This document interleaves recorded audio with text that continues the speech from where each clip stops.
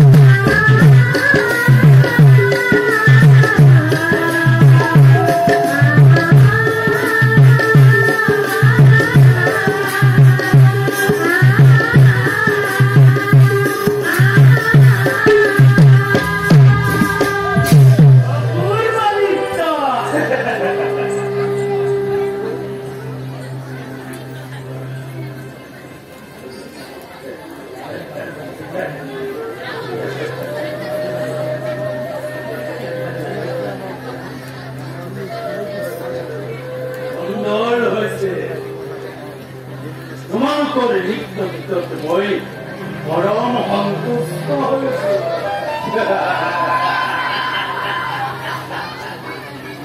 তোমালোকৰ নৃত্য গীতত সন্তুষ্ট হৈ তোমালোকক মই স্বৰ্ণ অলংকাৰে দান কৰিলো।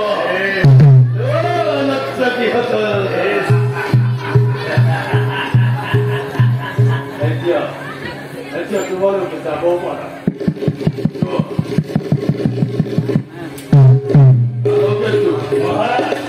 ঘূৰা দিয়া।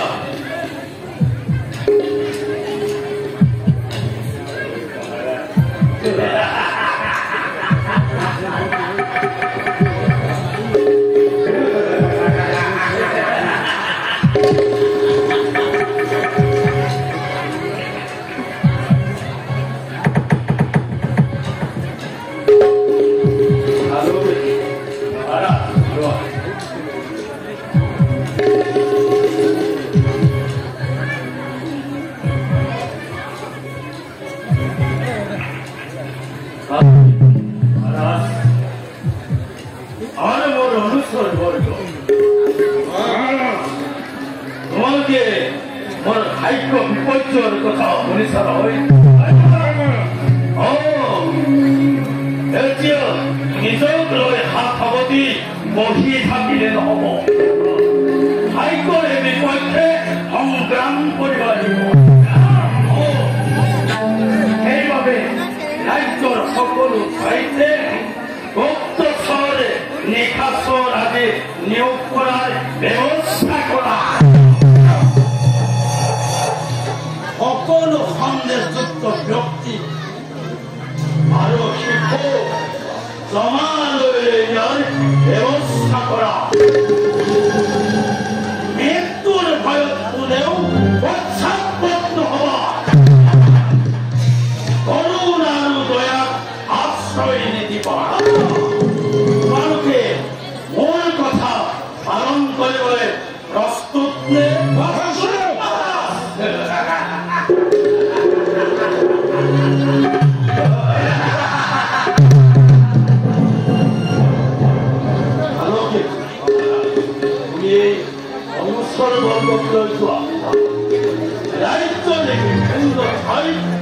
কামৰ দায়িত্ব বুজাই দিব আৰু এনেদৰে মায়াবে ৰচনা কৰিবা যাতে এটি পালি চাহিও পলাই হাৰিব নোৱাৰে।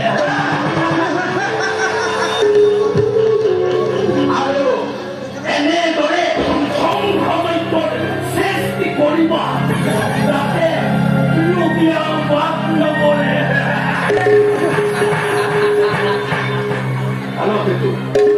এতিয়া চোৱা দ্ৰুতগতি কামত আগবঢ়া।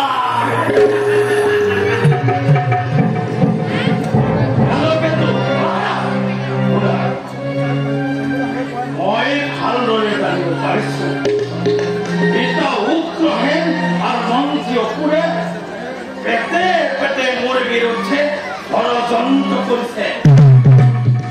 গতিকে তেওঁলোকক আজি বন্দী কৰি ৰাখিবা। আমাৰ তাতে মোৰ বিৰুদ্ধে বজাৰ লগত কোনো কথাই আলোচনা কৰিব নোৱাৰে।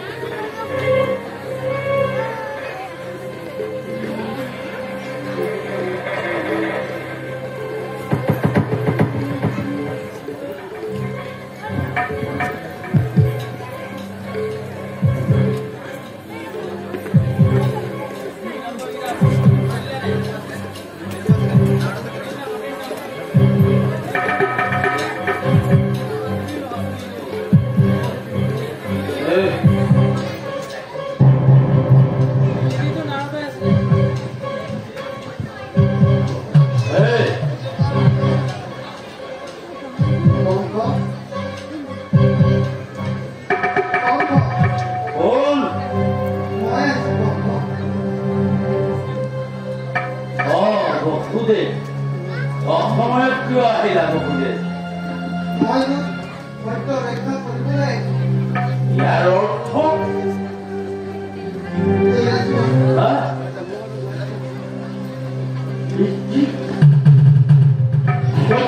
সন্তান জন্ম হৈছে মই মোৰ সত্য ৰক্ষা কৰিম তেতিয়া তুমি তোমাৰ কৰ্তব্য কৰা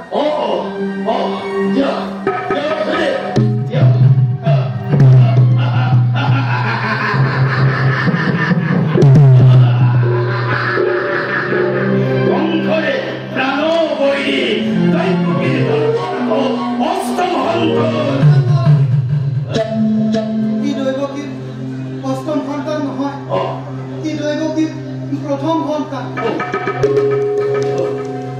দৈৱকীৰ প্ৰথম সন্তান মোৰ প্ৰাণবৈৰী নহয় অষ্টম সন্তানে মোৰ প্ৰাণবৈৰী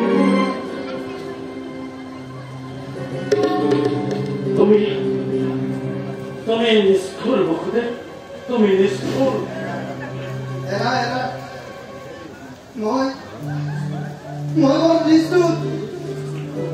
নিষ্ঠুৰ নহলে জানো পিতাই পুত্ৰক ঘাতকৰ হাতত তুলি দিব পাৰে কণ্ঠ আৰু সেই হতভগা দৈৱকী এই কথা নিযুক্তি নকৰিবা কণ্ঠ সত্যতা শিশুক মাতৃৰ কোলাৰ পৰা টানি অনা দৃশ্য কিমান ক্ৰোধ কিমান মৰ্মভেদী যন্ত্ৰণাদায়ক তাত তুমি কেনেকৈ বুজিবা কেনেকৈ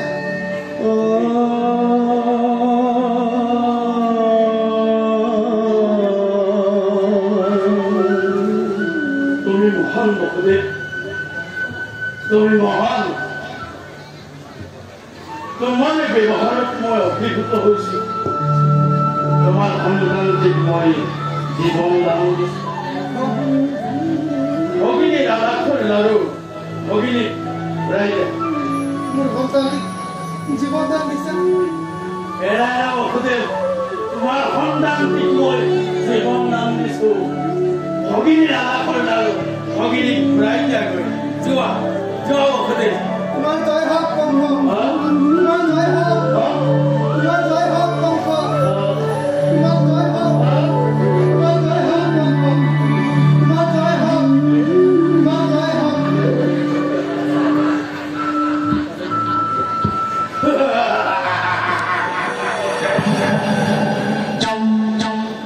মোৰ জয় কংসৰ জয়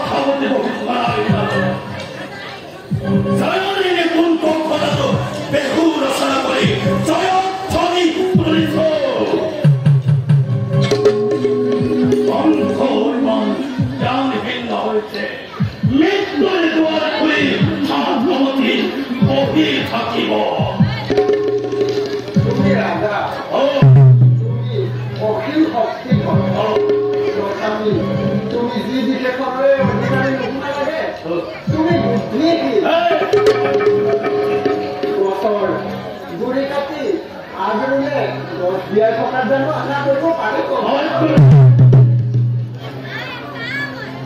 তুমি মোক বিদ্ৰোহ কৰিছা মই তোমাক বিদ্ৰোহ কৰা নাই তোমাক মৰম কৰাবলৈহে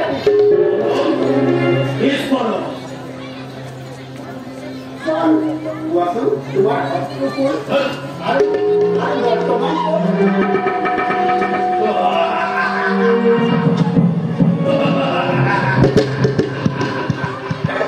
এতিয়াও অনাগত ভৱিষ্যতৰ অত্যন্ত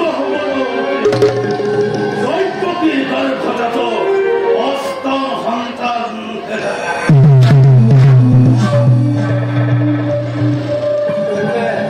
তেন্তে তোমাৰ শত্ৰু দৈৱকী আৰু বহুদিন নহয়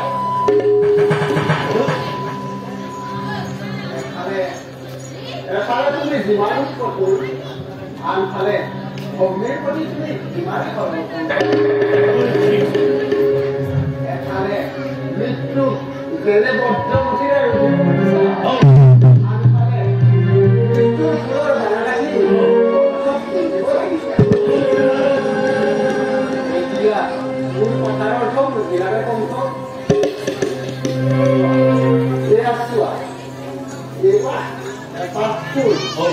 ইয়াত আঁচুটি বাঢ়ি আছে ইয়াৰ পানীবোৰত যদি তুমি বৰ্তমান পৰাই গণনা কৰা এয়া প্ৰথম দ্বিতীয় তৃতীয় চতুৰ্থ পঞ্চম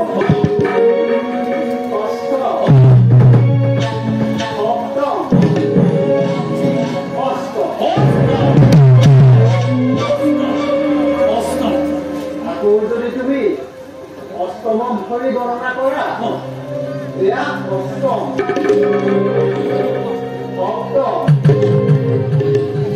অষ্টম পঞ্চম চতুৰ্থ তৃতীয় দ্বিতীয় আৰু প্ৰথম